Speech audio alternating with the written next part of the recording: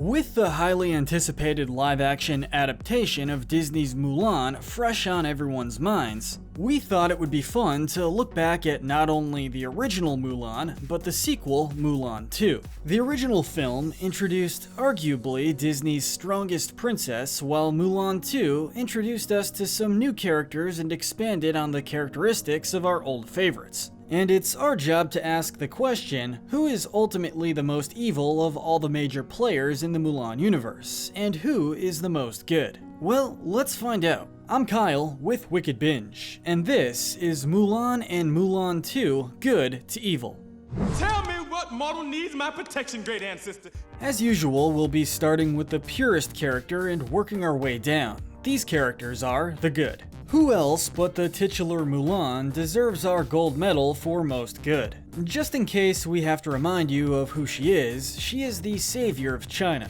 Good-hearted almost to a fault, she's seen as odd and rebellious by almost everyone in the first movie, and despite that, she prevails. Mulan went against the sexist traditions of her era, the orders of the royal palace, and even her own family to save her disabled father from joining the war against the Huns. She adopts the persona of Ping because as a woman, she can't just join the war in her father's place. I've got a name.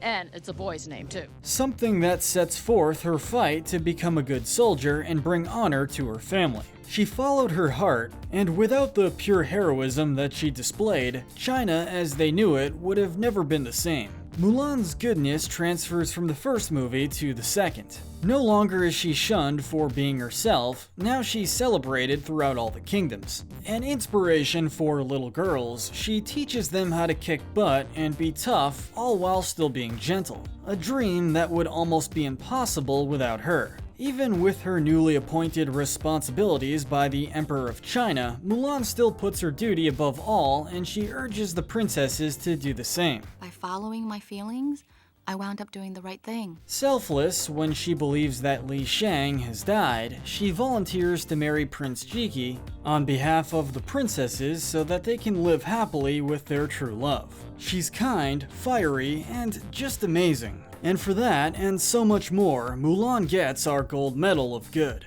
Our silver medalist of good is Chien-Po, 1/3 of Li Shang's and Mulan's trusted soldiers. In the first film, he is portrayed as a gentle and compassionate man who has an exquisite taste in food. The most soft-spoken and zen of the group, Chien-Po does not harbor a negative bone in his body. Nonetheless, he fights to protect his country and friends from the Huns. He's also the one who mellows out Yao when he gets too hot-headed. For example, when he successfully calms him down with a relaxing chant when the former tries to fight Ping. Relax and chant with me. He doesn't go out of his way to pick on Ping like most of the other soldiers, he just lets him be. A key player in distracting the surviving Huns in the ambush at the palace by dressing up as a woman along with Yao and Ling. He is a dedicated soldier. In the sequel, he is still shown to be just as nice and friendly, even with his promotion. He falls in love with Su, the youngest daughter of the Emperor, who he shares a love of food with, and he treats her kindly. Did you say dumplings?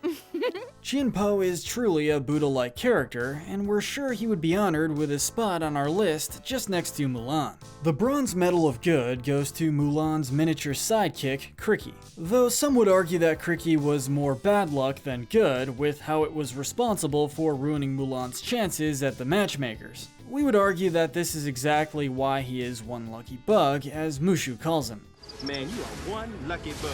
Who knows what would have happened if it went well that day. Cri-Kee may get itself into a crisis and needs saving, but at the end of the day, it has Mulan's best interest at heart. A foil to Mushu, especially in the second film, Cri-Kee tries to keep Mushu on the right path, with varying degrees of success.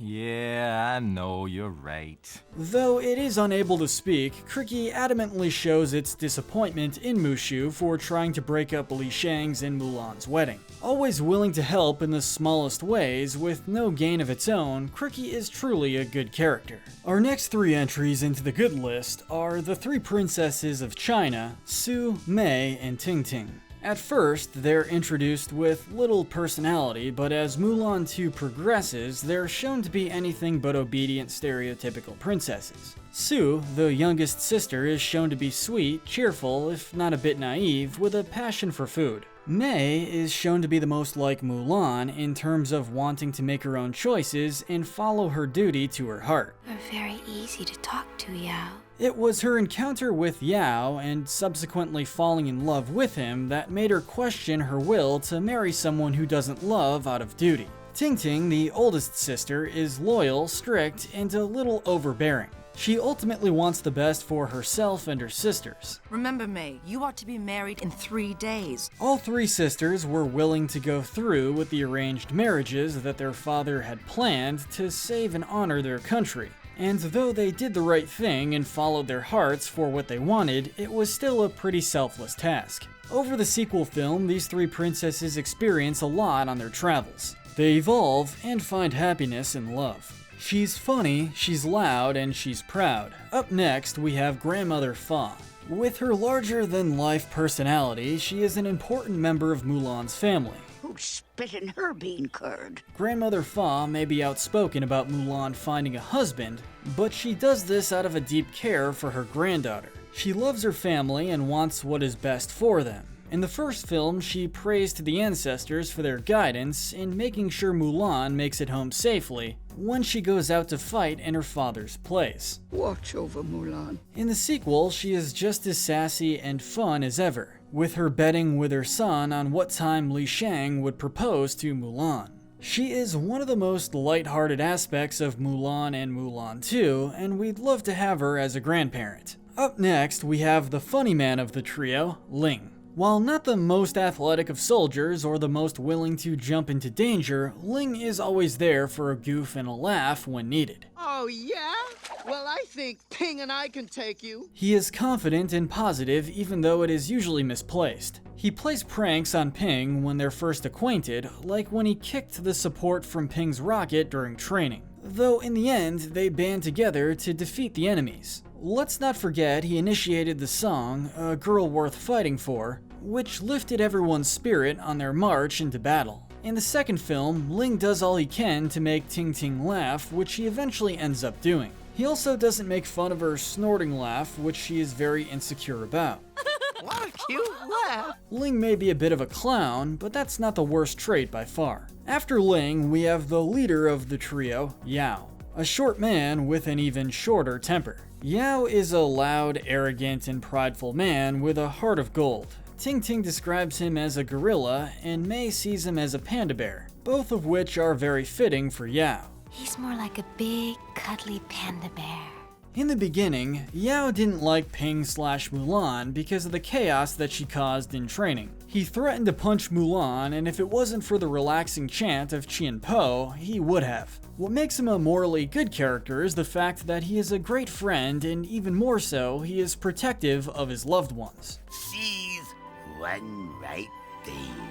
A natural leader of sorts throughout the movie, he takes charge of his unit in place of Shang several times. And he too is not afraid to follow his heart, as seen in the sequel where he helps Princess Mei put her shoe back on and falls in love with her for who she is. He went out of his way to protect her and his friends from bandits when they were being attacked. He uses his impressive physical strength to fight against any enemy, and for the most part, he comes out as victorious. Coming up next in the good category, we have the distinguished General Li. Father of Li Shang, he believes in his son's capabilities to lead a unit on his own. He even trusts him enough to train new recruits, though he may be a bit big-headed at times with him bragging about Li Shang's impressive lineage. An impressive military lineage. The Emperor trusts him and his judgment enough to appoint Li Shang to handle the novices. Sadly, General Li died in battle at the hands of the Huns, an event that helped Li Shang and his unit fight even harder for their country's safety. You went out with honor, and we salute you, General.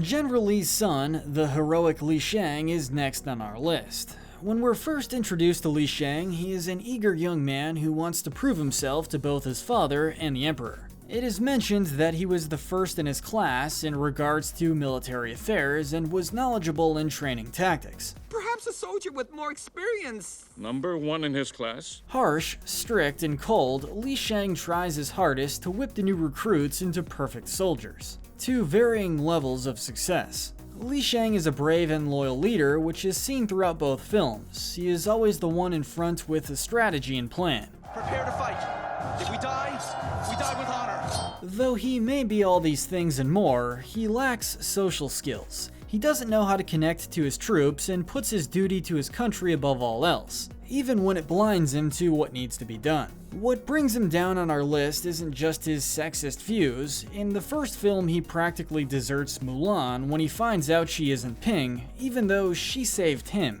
and the rest of the troops with her quick thinking causing the avalanche. After she saves him again from Chien-Po at the palace, he eventually warms up to her and they fall in love. Would you like to stay for dinner?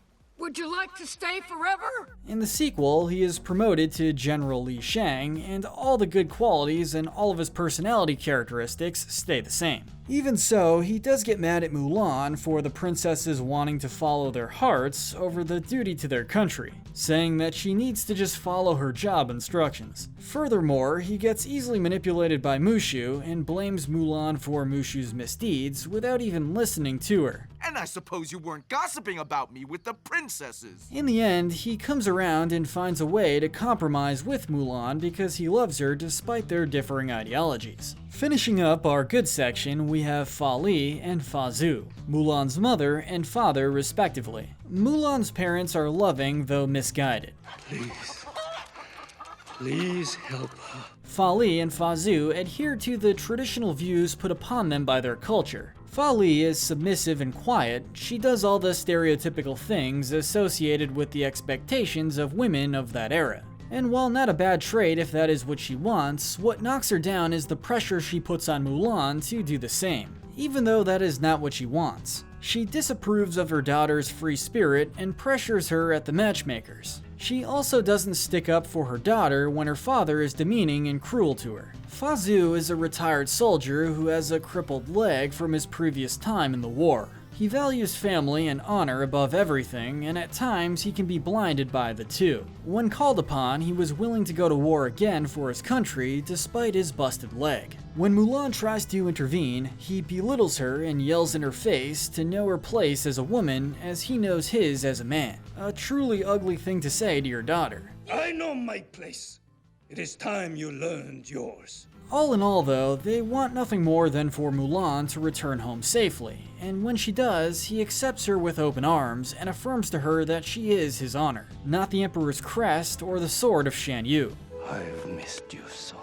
In the sequel, though their parts are short, Fa Li and Fa Zhu are shown to be a little less traditional, with Fa Zhu gambling with his mother and a little more love and understanding for Mulan. Really, much of their shortcomings are simply products of their time, so we have to keep them in the good section. And with that said, we've wrapped up the good characters. We now move into the neutral territory. This is the gray area. Taking the most drastic drop in morality, the Emperor of China is the next entry on our list. A calm and wise leader, he puts his country above all else. Send your troops to protect my people. Poised man, he is never one to cower in the face of danger. For example, when Shan-Yu has him held at sword point and demands he bows to him, he replies, "No matter how the wind howls, the mountain cannot bow to it." Then you will kneel in pieces. A statement that he embodied, and one that really got Shan-Yu angry with how true it was. What brings him down into the gray area is his actions in the sequel. The Emperor barters his 3 daughters off to be married to a princess they have never met, all for a treaty. He makes decisions for them based on what he believes is best without any input from them or regard for their true feelings. May prepared a letter explaining that she wanted to follow her own wants and desires, and any father that wouldn't give their child that right, regardless of their social status, isn't all that great. Sorry, Emperor. We still do like your metaphors, though. A single grain of rice can tip the scale. Next, we have a quick one. Prince Cri-Kee of the Middle Kingdom. Childish, immature, and a bit timid, he couldn't care less about the safety of the kingdoms and just seemingly goes with what his father says. When he finds out he has to marry Mulan, he insults her by calling her out. This is her? She's so old. Any future royal that would rather play with a finger trap instead of trying to be the best leader they can be is probably in trouble. He doesn't seem like he wants the responsibility of leading a nation, and that's why he ranks where he does. Moving on, we have a collective of characters, First Ancestor Fa and the other Fa ancestors. Though wise and powerful, the ancestors are infuriated with Mulan's choice to run off and join the army in her father's place. They blame one another's sides of the family for Mulan being what they view as different. Don't look at me, she gets it from your side of the family. The Fa ancestors all seem to have a love-hate relationship with one another. First Ancestor Fa especially seems to have a deep love for his family and uses his powers to wake Mushu in order for him to wake the Grand Dragon to help Mulan return safely. We must send the most powerful of all. What ranks them so low is the way they handle their duties. They seem to not do all that much in aiding Mulan, even when they find out Mushu went out on his own instead of doing the job they assigned him. Speaking of Mushu, seemingly all of the Fa ancestors have an antagonistic relationship with the tiny dragon. They are horrible to Mushu, and Mushu is horrible to them. I'm a real dragon! You are not worthy of this spot! In the sequel, they delight and celebrate the fact that Mushu will no longer be one of the family's guardians. They're quick to ridicule Mushu with this bit of information. Pretty juvenile for eternal ancestors. You're out of a job! Out of a pedestal and out of our hair! And with that said, that ends the gray area. We're now firmly in the dark side. These are the bad and the evil. The matchmaker is up next and the first entry into our bad category. We meet the matchmaker at the beginning of the first film. Though her job is to arrange suitable marriages, she isn't kind about it. She takes her job extremely seriously. She is very strict and just as arrogant. When Mulan fails to live up to her traditional standards of women, she deems her unmarriable and states that she will never bring her family honor, as if it were a law. You will never bring your family honor! If that's not bad enough, the townspeople fear her more than the Undertaker. She appears just the same in the sequel, where she kicks Yao, Chien-Po, and Ling out of her business as well, also deeming them as unmarriable. Come back when you get personalities! Overall, she's just not that good of a matchmaker or a person. Next up, we have Lord Quinn, ruler of the Middle Kingdom. Lord Quinn is a stubborn opportunist. In Mulan II, he's adamant about not helping the Emperor of China in an invasion unless he gets his son married to one of his daughters. A marriage was promised! When Mulan, the savior of China, offers herself up instead of the princesses, he jumps at the chance to have her marry his son, Prince Chi-Fiu, so that it will bring even more prestige to his family's name. He does have some form of loyalty to the Golden Dragon, and when he's confronted by what he believes to be the Golden Dragon, he submits to its demands, albeit out of complete fear. Proceed at once! Yes, your greatness, as you command! It's important to keep in mind that this is after he had Li Shang arrested for ruining the marriage between Mulan and Prince Chi-Fiu. Lord Quinn is a ruler that is out for himself and not the good of his kingdom, and that is why he ranks so low. The bronze medal of bad may be a bit surprising, but it goes to the self-described powerful, pleasurable, indestructible Mushu. A fan favorite, Mushu may be the most memorable character in the Mulan universe, but when you compile everything together, he is a pretty dastardly character. Though he may be funny, charismatic, and lovable at times, he is also very deceptive, selfish, arrogant, and mean. When we first meet him, he is summoned by First Ancestor Fa to go and awaken the Great Dragon and help Mulan. And what is a surprise to no one, he doesn't do that and goes off on his own with his own agenda. His main goal is to become the family guardian again after he got demoted for failing to protect Fa Deng, who, as we can see, is beheaded. He thinks he can do this by making Mulan into a war hero. I make Mulan a war hero and they'll be begging me to come back to work. He does this by knowingly putting Mulan in danger on multiple occasions, most notably when he tricks Chi-Fiu into sending Mulan and the rest of Li Shang's troops out to fight on the front lines, before they're ready. And though it works out for him, there were a lot of obstacles in the way. What drops Mushu down even more is his behavior in Mulan II. In the sequel, Mushu goes from the lovable troublemaker of the first film to, without a doubt, the primary antagonist in the second. 6 months after the events of the first movie, we see Mushu basking in his glory and living very lavishly and vainly. He is rude to the Fa ancestors, who he has doing his bidding and doing tasks that are surely not a part of their jobs. When he finds out that if Mulan and Li Shang get married, his role as family guardian will be taken over by Li Shang's family guardians, he turns into a self-serving slimeball. Cri-Kee, I'm gonna break them up! He does everything in his power to break the two lovers apart, no matter the emotional toll it will take on the two. He puts the two against each other by planting seeds of distrust between them, tricking Li Shang into thinking that Mulan was mocking him as a leader and as a potential husband in an elaborate ruse. I put my heart and soul into busting them up. What is truly sad is that he maintains to Cri-Kee and himself that he's doing this for Mulan's benefit when we know that isn't the truth. He even gets the princesses and soldiers involved in his plot to destroy Mulan's engagement. He puts the princesses in danger by making their carriage go off a cliff with them inside. My fault! Not even his act of impersonating the Golden Dragon in the final act of the film could save Mushu from being this far down on our list. Sorry, not sorry. Mulan, do you love Shang? Of course you do. Shang, do you love Mulan? Yes, very much. The silver medal of evil goes to the trusted advisor of the Emperor, Chi-Fiu. Equipped with a clipboard and an elitist attitude, it seems as if Chi-Fiu's main objective in Mulan is to bring people down. He seems to care nothing about the citizens of China and expects them to follow commands like subordinate sheep. Report tomorrow to the Wuxiong camp. He doesn't stop at everyday citizens. He also looks down on Li Shang and vows that his troop won't see battle because he believes Li Shang isn't worthy to lead. Even worse, Chi-Fiu is by far the most sexist person in Mulan.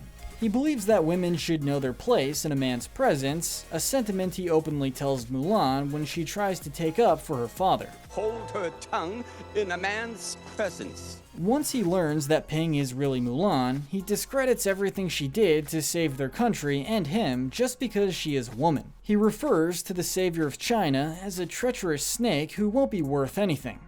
You know the law. Chi-Fiu even tried to outsmart the Emperor of China when he offered Mulan a seat on his council, by telling him that there are no seats available, in which the Emperor appropriately responds that Mulan can have Chi-Fiu's job. You can have his job. What? Seeing as he wasn't in the sequel, we were hoping that he was relieved of his duties. The most evil person on this list by a long shot, Shen Yu is a genocidal maniac who seeks nothing more than the fall of the Chinese Empire. Sadistic, he relishes in the pleasure of taking innocent lives. In the film, he said he felt like China was offering him a challenge when the Great Wall was built. He shows no sympathy for the lives of others. His most iconic scene in the film is when he tells two soldiers to run off and deliver a message to the Emperor, and menacingly yet amusingly asks his archer, how many men does it take to deliver a message? How many men does it take to deliver a message? With the archer replying 1 and drawing an arrow from his quiver, implying that he had one of them killed. Also, he promises to return a doll to a little girl when it's obvious that he plans on leaving no one alive in that village. The little girl will be missing her doll.